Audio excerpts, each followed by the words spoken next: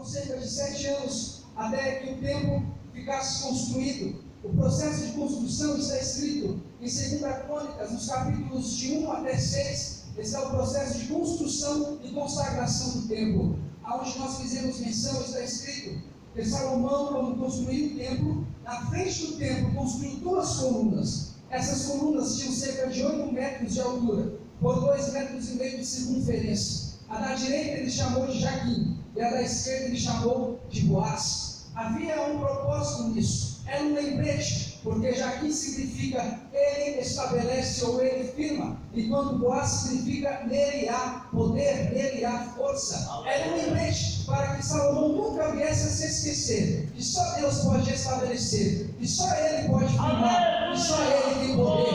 Era um lembrete para ele não esquecer que o seu trono, a sua família foi estabelecida por Deus. Eles ganharam vitórias porque a força de Deus e o poder de Deus estavam sobre eles. Traço um paralelo para dizer: os homens só podem ser estabelecidos através da força e do poder de Deus. Aleluia! Está escrito em Jó capítulo 38, versículo 4.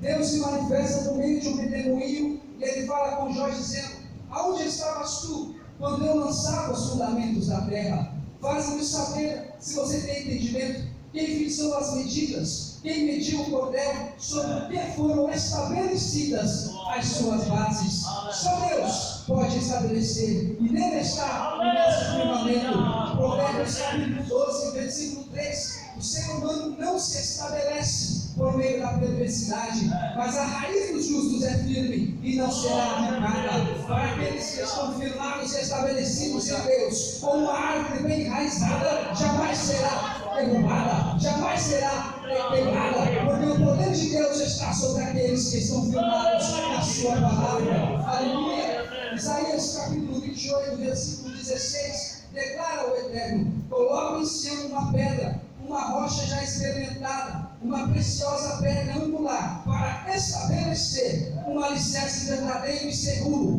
Nele está escrito: quem crê em mim jamais será abalado. Isaías 46, 13: faço chegar a minha justiça, ela não está longe, a minha salvação não tardará. Estabelecerei a salvação em Sião e a minha glória em Israel. 1 Pedro 5,10, Pedro diz: o Deus de toda graça, que vos convocou para a sua eterna glória em Cristo Jesus, logo depois de teres sofrido um pouquinho de tempo, vos restaurará, confirmará, concederá forças e vos estabelecerá sobre firmes alicerces. Uma igreja bem estabelecida na palavra de Deus não será derrubada. Uma igreja bem estabelecida em Cristo Jesus não será derrubada. Ele é quem estabelece, Ele é força, Ele é poder. Aleluia! A igreja está estabelecida sobre Ele, mas a coluna da esquerda, Salomão chamou de Boaz, que significa nele a força, nele há poder. Salmo 66, 3 declara ao Eterno: quão assombrosas são as suas obras, pela grandeza do teu poder. Os teus inimigos a ti se rendem. Em Mateus 6,13, na oração do Pai Nosso diz: não nos deixe entrar em tentação, mas livra-nos do mal, porque teu é o reino, o poder, a honra e a glória. 1 Coríntios 18, porque a palavra de Deus é loucura para os que perecem, mas para nós que somos salvos é o poder de Deus. Aleluia! Ele virá nos buscar com poder e grande força. Lucas 21, 25: haverá sinais no céu, na lua, nas estrelas, sobre a terra haverá angústia, nas nações com perplexidade pelo bramido do mar. Os homens desfalecerão de terror, pela expectação das coisas que sobrevirão ao mundo, porquanto os poderes dos céus serão abalados. Então todos verão o Filho do Homem em uma nuvem, com poder e grande glória. Ele virá com força e poder buscar aqueles que estão estabelecidos na sua palavra. Ele virá com poder e grande força buscar aqueles que não serão abalados. Cristo é quem firmou a igreja e nós estamos firmados sobre Ele. Não seremos abalados em meio às dificuldades da vida, em meio às dificuldades do dia a dia. Em raízes, seja firmado nessa palavra e você não será abalado e verá a Deus com poder e grande glória. Aleluia! Glória a Deus. os doentes Ele tem o poder de curar. Para o aflito Ele tem o poder de salvar. Para o que está triste Ele tem alegria. Para o que está morto Ele tem poder para levantar da vida. Nele há poder, nele há força para estabelecer as famílias, para estabelecer esta igreja. Ele tem poder e grande glória para realizar milagres em nosso meio, para batizar com o teu Espírito, para trazer dons em nós. Ele tem força e poder para sempre. Aleluia.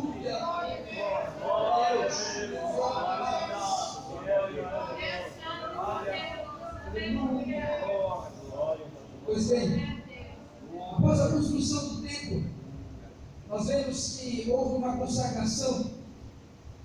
Está escrito que antes da glória de Deus descer, Salomão trouxe a arca da aliança de volta para o templo, ou seja, a presença de Deus.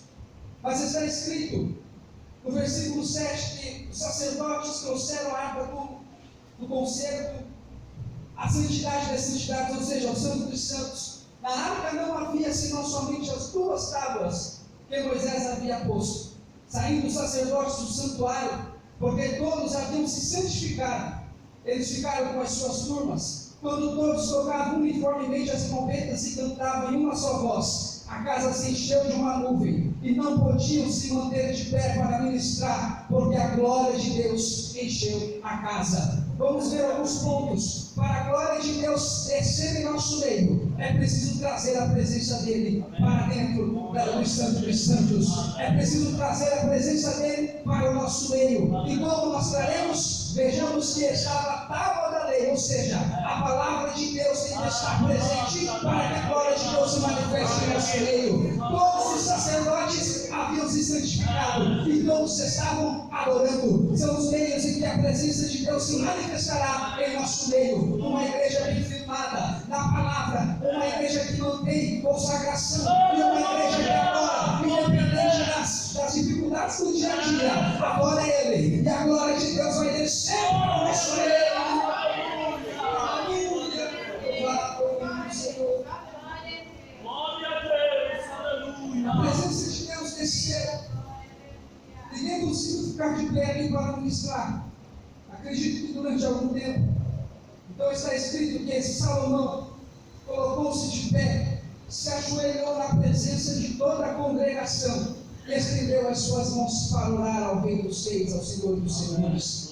É interessante que um rei não tinha costume de se prostrar diante de uma congregação ou diante de algum homem naquela época. Mas diante dos reis, do Senhor dos senhores, o homem precisa se prostrar, o homem precisa dobrar os seus joelhos para adorá-lo, porque não tem que permanecer diante dele de pé. Oh, aleluia! Em Juízes capítulo 7, versículo 15, Gideão ouviu a narração do sonho, então ele se ajoelhou e glorificou a Deus. Em Jó capítulo 1, 20, após toda aquela situação na família de Jó, ao ouvir tudo isso, levantou-se, rasgou o seu manto que vestia, raspou a sua cabeça, em seguida ele se ajoelhou, encostando o rosto no chão, em sinal de humildade e de adoração a Deus. Em Daniel capítulo 2, 46, assim que acabou de ouvir, Nabucodonosor se ajoelhou com o seu rosto rente ao chão para adorar ao Senhor dos Senhores. Em Mateus 17, 14, ao chegar onde se reuniu a multidão, um homem se aproximou de Jesus, se ajoelhou diante dele e clamou: oh, glória a Deus. Romanos 14, 11 está escrito: diante de mim todo joelho se dobrará, toda língua confessará que eu sou o Deus dos deuses, o Senhor dos senhores. O homem precisa se prostrar diante do Rei dos reis e do Senhor dos senhores. Não tem que permanecer de pé diante dele. Apocalipse capítulo 1, 17 está escrito que assim que João viu, caiu aos seus pés como se estivesse morto. Deus está procurando ainda uma igreja que vai se prostrar, cair como morto na sua presença, colocar o rosto no pó para o adorá-lo, para trazer a sua presença para o nosso meio. Deus está procurando ainda esta igreja firmada na sua palavra.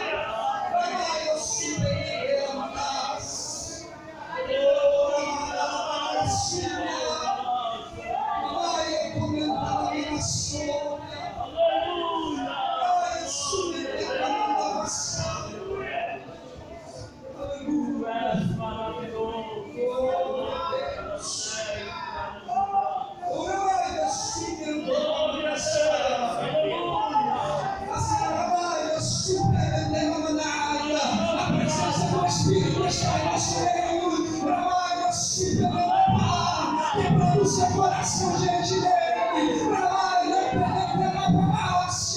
o Espírito de Deus está procurando uma igreja prostrada, firmada.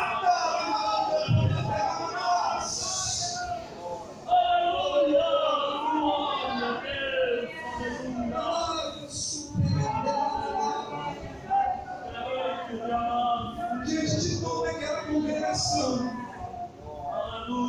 Salomão começa a orar e falar com Deus. E ele diz em versículo 6, no capítulo 6, no versículo 18: habitará Deus com os homens na terra? Oh, aleluia! Quem pode nos responder essa pergunta?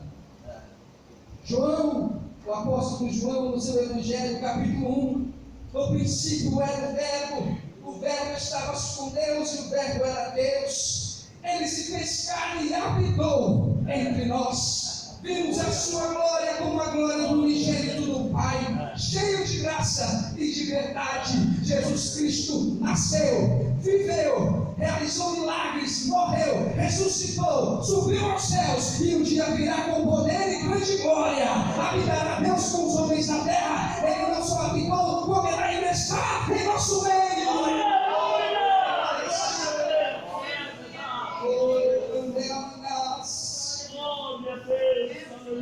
João capítulo 14, Jesus disse: rogarei ao Pai e Ele vos dará outro Consolador, para que fique convosco para sempre. Ele não só habitou, como Ele ainda está em nosso meio, porque enviou o Espírito de Deus para estar sobre a igreja, para estar sobre a sua vida, para estar sobre a minha vida. Oh, glória a Deus! Mas mais do que isso, Jesus vai dizer: Ele habitará convosco e estará em vós. Ele não só está em nosso meio, mas Ele está dentro de você. Ele está dentro de você. Ele está dentro de você. O Espírito de Deus ainda está em nosso meio e dentro de você. Ele habita dentro de cada um dos irmãos. Ele habita no meio das crianças. Ele habita no meio da mocidade. Ele habita no meio das irmãs. Ele habita no meio dos obreiros. Ele está sobre a igreja. Oh, adorado ao Senhor. Adorado, surpreendendo-nos. Glória a Deus.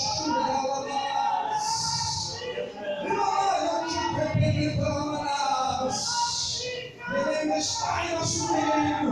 Você pode sentir a presença dele aí onde você está. É só você buscar, é só você se prostrar. A presença dele ainda está aqui.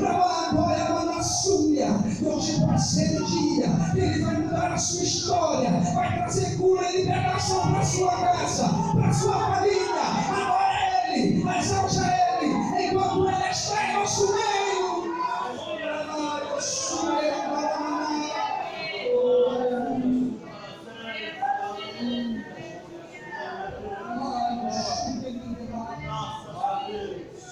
Salomão ainda disse assim na sua oração: quando os céus se encerrarem e não houver chuva, por terem pecado contra ti, e orarem neste lugar e confessarem o seu nome, ouve tu dos céus e perdoa o pecado de teus servos, ensinando o bom caminho para que andem, e dá chuva sobre a terra.